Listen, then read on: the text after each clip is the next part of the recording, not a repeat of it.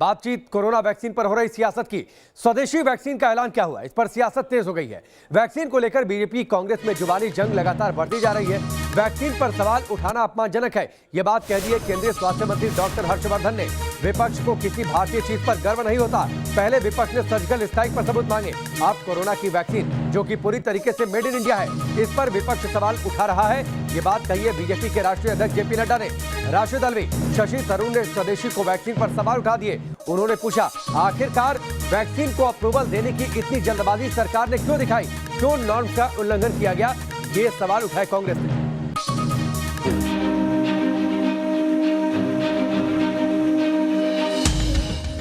देश में कोरोना के खिलाफ जंग में कारगर वैक्सीन का इंतजार तो खत्म हो चुका है, लेकिन इसके साथ ही स्वदेशी वैक्सीन पर सियासी लड़ाई शुरू हो गई। भारत बायोटेक की स्वदेशी कोवैक्सीन को लेकर विपक्ष ने केंद्र सरकार पर ताबड़तोड़ हमले किए। कांग्रेस ने बिना ट्रायल पूरा हुए कोवैक्सीन को मंजूरी मिलने के आरोप लगाए।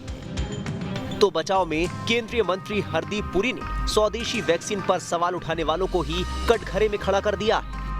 Made in India corona vaccine पर सवाल उठाने वाली कांग्रेस और समाजवादी पार्टी पर पलटवार करते हुए केंद्रीय मंत्री हरदीप सिंह पुरी ने कहा है, हमारे मित्र इस बात से दुखी हैं कि डीसीजीआई से जिन 2 वैक्सीन को मंजूरी मिली है वो भारत में बनी है। ये हमारी सेना के शौर्य पर सवाल उठाते रहे हैं और अब भारत में बनी वैक्सीन को डीसीजीआई मंजूरी मिलने से नाखुश। जाहिर है कि वो स्थायी तौर पर राजनीतिक हाशिए की तलाश में है।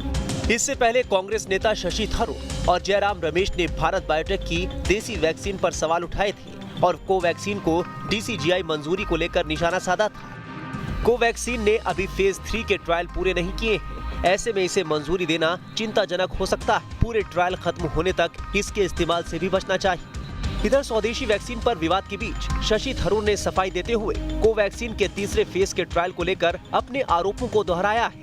मैंने कभी सेना के शौर्य पर सवाल ही नहीं उठाए और अधिक भारतीय वैक्सीन को मंजूरी मिलने पर मैं गौरवान्वित महसूस करूंगा, लेकिन 3 चरणों के परीक्षण के बाद ही ये बात साफ हो सकेगी कि वो सुरक्षित और प्रभावी है। इसके पहले समाजवादी पार्टी के नेता अखिलेश यादव ने कोरोना वैक्सीन पर सवाल उठाते हुए कहा था कि वो बीजेपी की वैक्सीन नहीं लगवाएंगे। डीसीजीआई यानी drug controller general of India से सीरम इंस्टीट्यूट की कोविशील्ड और भारत बायोटेक की कोवैक्सीन को इमरजेंसी इस्तेमाल की मंजूरी दी गई, लेकिन इसके पहले कि वैक्सीन लोगों तक पहुंचे, वैक्सीन पर सियासत का ओवरडोज नई परेशानी खड़ा कर रहा है। Team news nation. वैक्सीन आई और लड़ाई छिड़ गई, सियासत अपने चरम पर है। बीजेपी और कांग्रेस के बीच वैक्सीन को लेकर घमासान बढ़ चुका है। कांग्रेस ने वैक्सीन पर सवाल उठाए तो बीजेपी ने पलटवार किया। सुनिए। ये मैं कहूँगा कि जिस तरीके से भारत सरकार, प्रधानमंत्री, CBI, IB, income tax department, ED इसका इस्तेमाल विपक्ष के खिलाफ कर रहे हैं, तो वैक्सीन तो एक ऐसी चीज़ है जिसका खामोशी के साथ, आम आदमी के साथ निश्चित तौर से इसका इस्तेमाल नहीं होगा, लेकिन विपक्ष के नेताओं के खिलाफ डर तो लगेगा कि ऐसे हाथों में सरकार है जो देश के विपक्ष को या तो जेल में देखना चाहता है या उनको चाहता है कि वो पॉलिटिकली ख़त्म हो जाएं। तो अखिलेश जी के बयान में मैं ये कहूँगा कि उसको नज़रअंदाज नहीं किया जाए। कांग्रेसी न लगवाए ना वैक्सीन, लेकिन जनता तो लगवाएगी। सपा के नेता न लगवाएं, लेकिन जनता तो लगवाएगी। ये वैक्सीनेशन पर इस तरह की बयान गैर जिम्मेदाराना बयान है। कांग्रेस पार्टी को क्यों इतराज़ है? अगर भारत कोई उपलब्धि प्राप्त करता है तो कांग्रेस को क्यों जलन हो जाती है? कांग्रेस क्यों हसद कर रही है? क्या भारत के साइंटिस्ट ने नाम ऊंचा किया, इससे कांग्रेस को क्या एतराज़ है? सिर्फ विदेशी वैक्सीन और विदेशी चीज़ों पर कांग्रेस इतना क्यों गर्व करती है? क्या कांग्रेस पार्टी की स्थापना ह्यूम ने की, इसलिए वो सिर्फ विदेशी चीज़ों पर ही गर्व करते हैं? ये बड़ी दिक्कत है कांग्रेस के साथ। लेकिन कांग्रेस ने शाहनवाज जी, उत्तर प्रदेश के पूर्व मुख्यमंत्री अखिलेश यादव ने कहा कि बीजेपी की वैक्सीन पर हम विश्वास कैसे कर सकते हैं, यकीन कैसे कर सकते हैं, और उनके पार्टी के दूसरे नेताओं ने कहा कि तो नपुंसक बनाने की साजिश है। देखिए, ये सब बयान बहुत दुर्भाग्यपूर्ण है। अखिलेश यादव हमारे मित्र हैं, मुख्यमंत्री रहे हैं, सांसद हैं। इतना गैर जिम्मेदाराना व्यवहार वो करेंगे, ऐसा बयान देंगे, कभी हमने कल्पना नहीं की थी। ये बहुत दुखद है। जिस तरह की बयानबाजी सपा और कांग्रेस के नेता कर रहे हैं, देश उनको क्षमा नहीं करेगा। कोरोना के टीके पर सियासत की सुई आकर अटक गई है। सवाल यह भी उठता है कि आखिरकार कोरोना की वैक्सीन में तेरी मेरी वाली राजनीति क्यों? वैक्सीन का विरोध करने वालों पर बड़ी खबर यह है कि गिरिराज सिंह ने अब हमला बोला है। विरोध करने वाले छिपकर वैक्सीन लगवा लेंगे, ये बात कही है गिरिराज सिंह ने। वैक्सीन लगवाएंगे खुद और लोगों को भ्रम में रखेंगे, अपनी सियासत उस पर चमकाएंगे। वैक्सीन देश की है, वैज्ञानिक देश के हैं, सवाल वैक्सीन पर क्यों? जब देश के वैज्ञानिकों ने एक वैक्सीन बना दी तो उसका ट्रायल हो गया, ये बात कही है गिरिराज सिंह ने। आत्मनिर्भर भारत का इससे अच्छा उदाहरण नहीं मिलने वाला। सुनिए। जो लोग आज कोरोना के भय से जी रहे थे उनके लिए एक सुखद समाचार है, और इसे राजनीति से न जोड़ें, वैज्ञानिकों को गाली देने के न दें, सम्मान करें, सम्मान करने के बजाय उनको गाली न दें। वैक्सीन आई है और सियासत का मौका इसमें भी तलाश लिया गया। आपने सुना कैसे वैक्सीन पर सियासत हो रही है, नेताओं की बयानबाजी हो रही है। अब इस पर सीधे ड्रग्स कंट्रोलर ऑफ इंडिया ने जवाब दिया है, यानी डीसीजीआई इस पर आगे आ गया। डीसीजीआई प्रमुख वीजी सोमानी ने साफ तौर पर कह दिया कि स्वदेशी वैक्सीन यानी कोवैक्सीन पूरी तरह सुरक्षित है। वैक्सीन से नपुंसकता की जो बात की जा रही है वो कोरी बकवास है। सर, इसके साइड इफेक्ट्स भी बहुत बताए जा रहे हैं सर, ये सही है क्या? ना ना ना ना ना, ना। देखो एक बात पे पूरा आप श्योर रहिए कि किसी में भी सेफ्टी का कंसर्न होगा, थोड़ा भी कंसर्न होगा तो हम उसको कभी अप्रूव नहीं करेंगे। कुल मिला के ये सेफ है? Of course 110%। 100 नहीं, साइड इफेक्ट थोड़े बहुत तो होते हैं, पर वो जो जैसे छोटी मोटी साइड पे पेन होना, थोड़ा सा फीवर होना, थोड़ी सी एलर्जी होना, ये तो हर वैक्सीन में होता है। लेकिन सर लोग ये कह रहे हैं कि इम्पोर्टेंट हो जाएंगे, ये भी सही है क्या? ये तो बहुत ही बकवास है। Thank you. Very safe, don't worry. जरूरत है कि वैक्सीन इस वक्त सबसे बड़ी जरूरत है कोरोना को हराने के लिए, और इस पर सियासत नहीं होनी चाहिए। आपको बताते हैं वैक्सीन आप तक पहुंचेगी कैसे, कौन कौन से स्टेप से होकर गुजरते हुए वैक्सीन आप तक पहुंचेगी, टीकाकरण होगा। देखिए इस खास रिपोर्ट को। आप एक एक तस्वीर को गौर से देखिए, एक एक बात गौर से सुनिए, क्योंकि वैक्सीनेशन के दौरान आपको इसी प्रक्रिया से गुजरना होगा। जो भी आपके 12 महीने का जब आप अस्पताल पहुंचेंगे तो सबसे पहले आपसे पूरी जानकारी ली जाएगी, आपकी काउंसलिंग की जाएगी। पहला स्टेप, फॉर्म भरना। आपसे अस्पताल में एक फॉर्म भरवाया जाएगा जिसमें आपकी पूरी मेडिकल हिस्ट्री होगी। यानी कि पहला जो चरण है क्लिनिकल ट्रायल में, जो पहला चरण है वो ये है कि वैक्सीनेशन कराने वाले व्यक्ति को पूरी जानकारी देना, देन उनकी सहमति के बाद ये फॉर्म फिलअप कराया जाता है।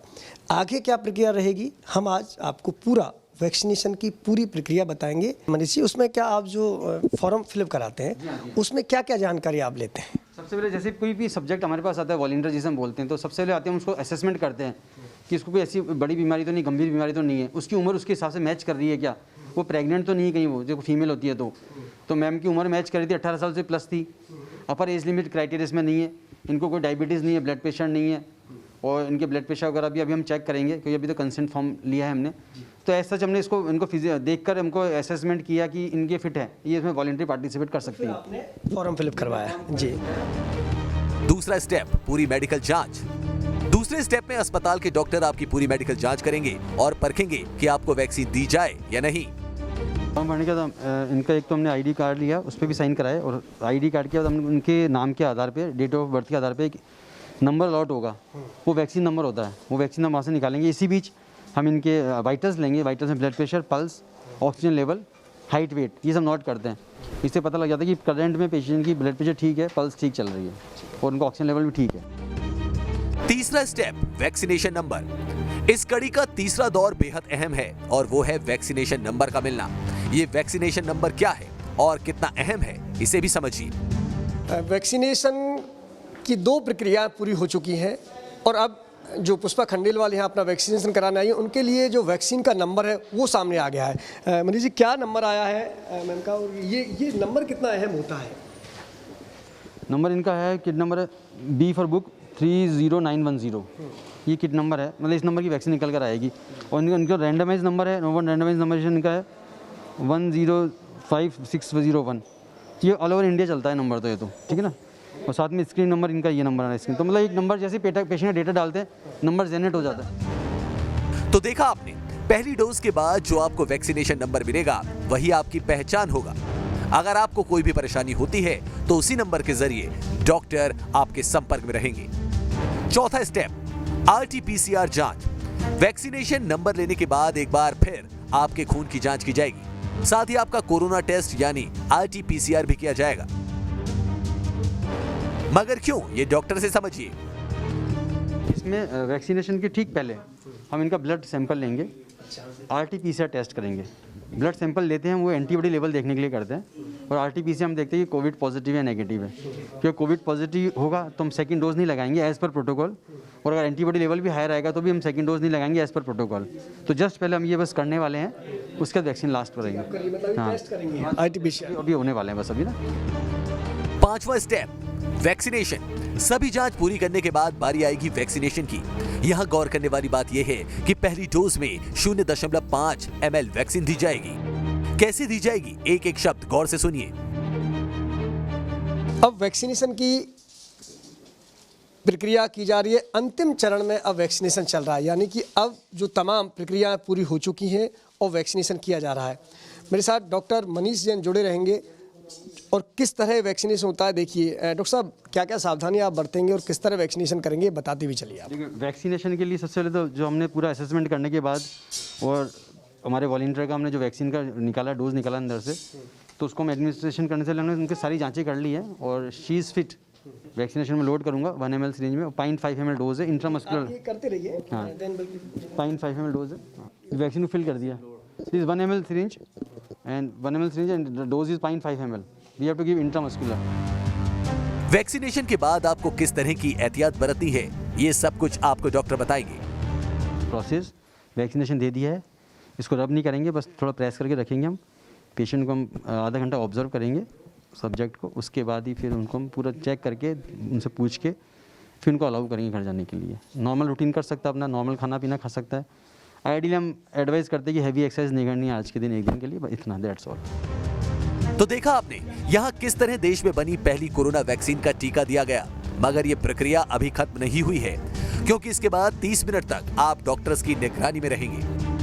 बहुत अच्छा रहा, मुझे तो कहीं कुछ प्रॉब्लम लग नहीं रही है। करीबन 10-15 मिनट हो गए मुझे लगवाए हुए वैक्सीन को।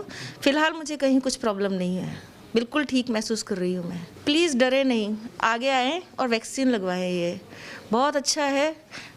मैं आपके सामने हूँ, आधा घंटे का प्रोसीजर है और बिल्कुल ठीक महसूस कर रही हूँ, कहीं कुछ प्रॉब्लम नहीं है। सुना आपने, पुष्पा को कोवैक्सीन का डोज मिलने के बाद कोई परेशानी नहीं हुई। डॉक्टर्स भी यही कह रहे हैं। जयपुर के इस अस्पताल में अभी तक कुल 1240 लोगों ने कोवैक्सीन का टीका लगवाया है, जिसमें से महज 11 से 12 लोगों को ही हल्की परेशानी हुई है। कोवैक्सीन लगवा चुके कुछ दूसरे लोगों का अनुभव भी सुनिए। हम लोगों ने ट्रायल के लिए गए वहाँ पे, और अभी तक 5-6 दिन हो गए और अभी तक तो कोई साइड इफेक्ट नहीं है। 28 को हम वहाँ महाराजा अग्रसेन हॉस्पिटल वहाँ जाके वैक्सीन करवाया। 6 दिन हो गए, अभी तक कोई इसका इफेक्ट नहीं है। तो मैं तो सभी लोगों से ये आग्रह करता हूँ कि जल्दी से जल्दी ट्रायल दें। तो अफवाहों पर ध्यान मत दीजिए, आप भी तैयार हो जाइए, क्योंकि मेड इन इंडिया वैक्सीन देश में कोरोना का सीन बदलने के लिए तैयार है। जयपुर से लाल सिंह फौजदार के साथ टीम न्यूज़ नेशन।